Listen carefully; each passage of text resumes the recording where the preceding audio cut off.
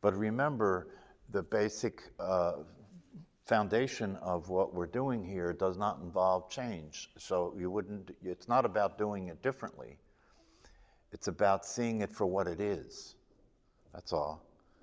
So the mind will do whatever the mind does. That's of no consequence unless you're taking its lead, unless you're identifying with it. Otherwise, it's just the mind doing what the mind does. And through these practices, we are practicing noticing what the mind does. It's not very complicated, you know. The mind judges and evaluates. It's a survival-based operation. It's a fear-based operation. And so it's relating to whatever arises in terms of it's good, it's bad, it's right, it's wrong, I like it, I don't like it, I want it, I don't want it, I want more of it, I want less of it. And if you watch the mind in relationship to whatever arises in the mind, that's the way the mind is processing it. So, you know, when it comes to the situations that we live in, whether we're talking about the pandemic or whether we're talking about politics,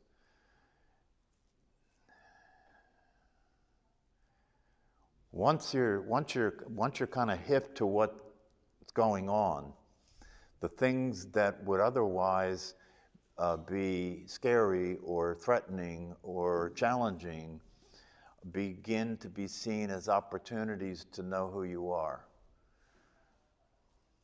So if you're, as Bhagavad Ramana Maharshi would say, if you're watching the inauguration and you're experiencing reactions and you're experiencing fear or you're experiencing elation or you're experiencing whatever you're experiencing, Ramana Maharshi would say to anybody who asked the question of him, he would say the same thing. Who is it that's experiencing this? And what he was trying to convey was that use whatever happens, use whatever arises to turn your attention back to the source, turn your attention back to who you're being. Who is it that's asking this question? And if you pay attention, if you use whatever is happening that way for self-inquiry, which is what he called it, and you use whatever is happening to keep turning attention back to who is thinking this, who's feeling this, who's asking this. If you really do the practice and you really look, every time you do that, what you see is nothing.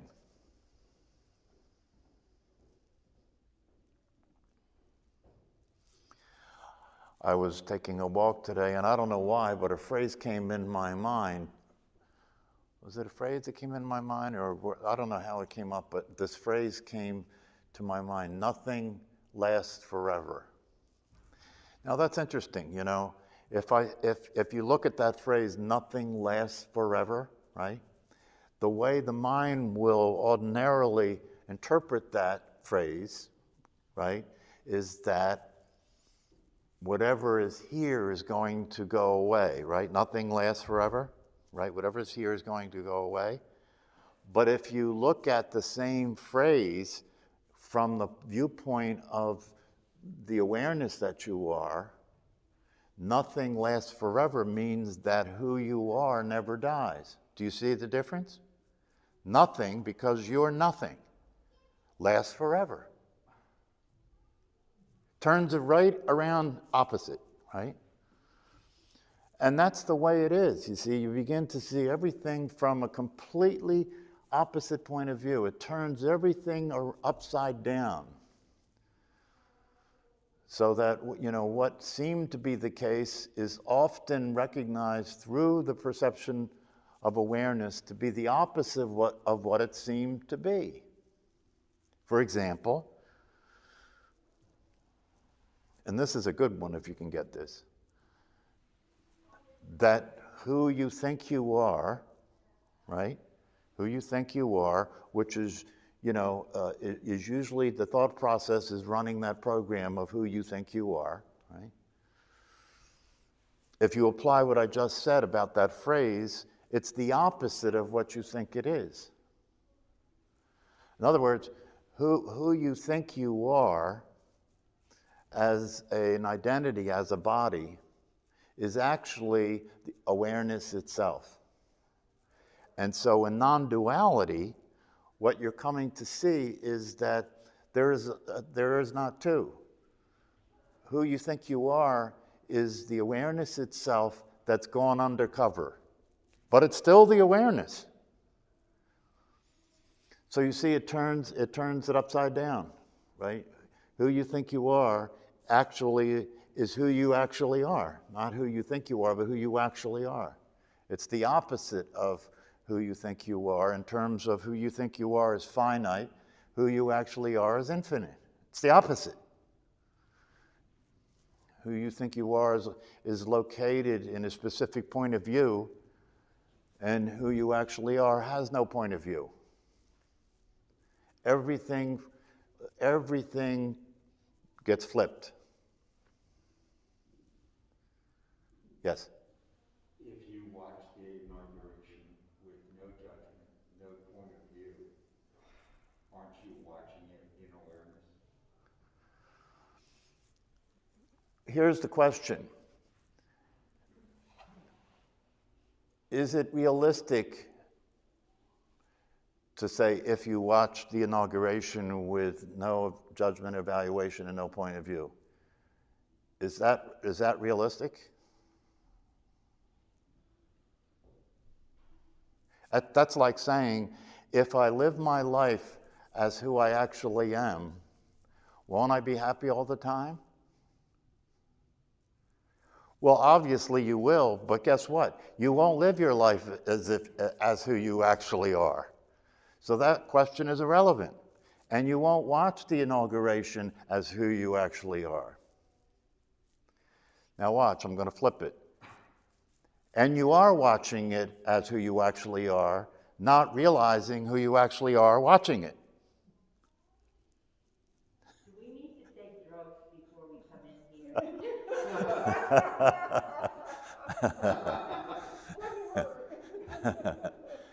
It would seem so, wouldn't it? It would seem so.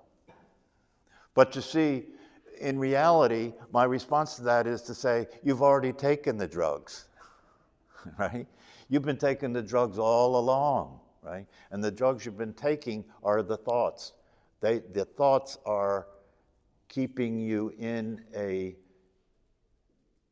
tranquilized state, in an altered state, a delusional state. That's the drug. That's the drug. And one of my favorite teachers came up with this concept. He called it tranquilized. Check this out. If you get this, this is a good one. He came up with this concept called tranquilized obviousness. And what he's describing is how you always think you know what's going on, so that it's not even a question. Tranquilized obviousness. You're in a sedated delusion. Tranquil. It's like, and you can see this very clearly in relationship to people that you're close to. If you're married, it's your husband or your children or your parents, tranquilized. You know who they are, don't you? You know who they are. Tranquilized obviousness. Just like you know who you are. Tranquilized obviousness. It's so obvious and it's so tranquilized, it's so drugged that for most of humanity, there's no question about it. How tranquilized obvious can you get that there's no question about it?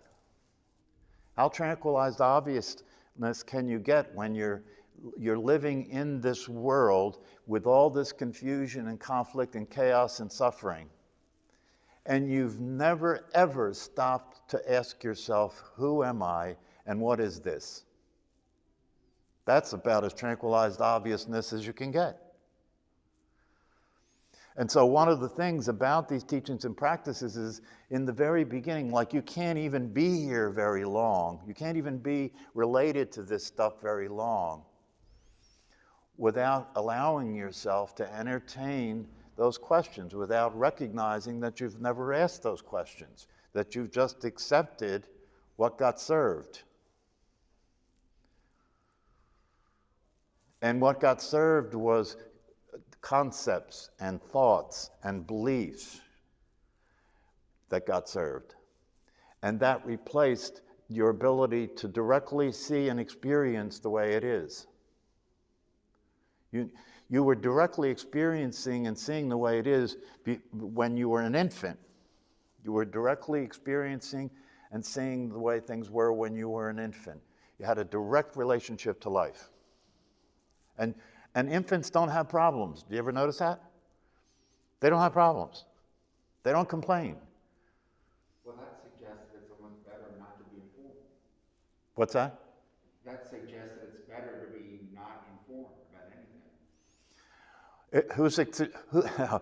Okay, I'll do a Ramana Maharshi on you. It suggests that to who? Who's that suggests that to? The less informed you are, the more your true self you are. Who says so? You just said it. I didn't say that. I said babies are in direct relationship to reality. Right, because they're innocent, they're not informed, they haven't been grilled by society, they don't know about the news, they don't know about the inauguration. They don't That's know right. about anything. That's right. But you see, there's no way out of that. You can't stay in that state and be in the world. You have to be conditioned. You have to learn how to play the game. So it's, you could take that point of view, but that's a naive point of view because there's no way out of it. You've got to go through the conditioning. It's part of being a human being in the world in time and space. However, it's possible, and that's what we're talking about here. The possibility is you can return to that innocence, like Jesus Christ said, right? You have to be like a baby. You can return to that innocence with the sophistication of knowing how to operate in life and the innocence of realizing that that's not the truth. That's what enlightenment is. When you wake up, it doesn't mean you become as innocent as a child and somebody has to change your diaper. You're more sophisticated than ever because now you see the game as a game. And you can and that's why we talk about the fact that upon awakening and upon realizing who you are and upon being present and upon seeing things as they are, you can now become skillful. That's what they talk about in Buddhism. Skillful means, right? Skillful means. You know how to be in the world without being of the world. So what do you do with all your judgments, all your information, all your knowledge? You just put it on the back burner? No. You just see it for what it is. That's all. You just see it for what it is. And when you see it for what it is, you have this natural discernment. You stop paying attention to bullshit. Thoughts that arise in your mind that are stupid, thoughts that arise in your mind that are causing conflict and causing hatred and causing upset, you start to naturally lose interest in all that because you understand, you see clearly and immediately that it's not useful and it's not realistic. And so by the attention not going there, by not following those thoughts anymore, right? They can't stay alive because the energy that keeps them alive is your attention. That's what we mean when we say in neuroplasticity that the neural patterns will die out because you're not energizing them. That's how you change your brain. You stop paying attention to the bullshit. And then the neural patterns die out because they're not getting any attention anymore. And what starts to replace them are realistic neural patterns. The neural patterns that replace them, the way your brain changes is your brain becomes more related to things as they actually are. So you stop expecting life to be different than it is. Can you see the simplicity of that statement? You stop expecting life to be different than it is. Therefore, there's no surprises. There's nothing to be upset about anymore, right? Because life is unpredictable. So when it shows up as being unpredictable, that's not a surprise. It's not upsetting. But we're living in a state of mind in which we continue to insist that life should be a certain way. People should be a certain way. I should be a certain way. It should be a certain way. And it's almost never that way. Every once in a while it's that way, and then you say, see? Right? See, I'm right. I'm right. And then the rest of the 98% of the time you suffer.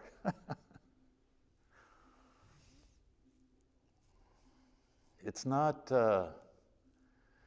this is something that you have to have a commitment to be able to tolerate the process of waking up. Because the process of waking up is the continual recognition of how you're putting your foot on your own neck. Did you see the email that I sent? The continual recognition of how you're putting your foot on your own neck. So you have to have compassion for yourself, and you have to accept the fact that you're actually blessed to see that it's your foot. Most people don't see it's their foot, and they keep blaming the pressure on their neck to everything but themselves. So, Well, doesn't it seem to you that we're in chaotic times, though? of course. But again, you see, the fact that they're especially chaotic gives you, makes it especially possible to recognize who you are, or not. So, in other words, it's either going to get worse or it's going to get better. And if it gets better, it's because you're using the difficulty of the times as a way of recognizing the truth. If it gets worse, it's because you're just accepting that this is just more shit and life sucks and then you die. It's up to you. Okay, I think you've had enough.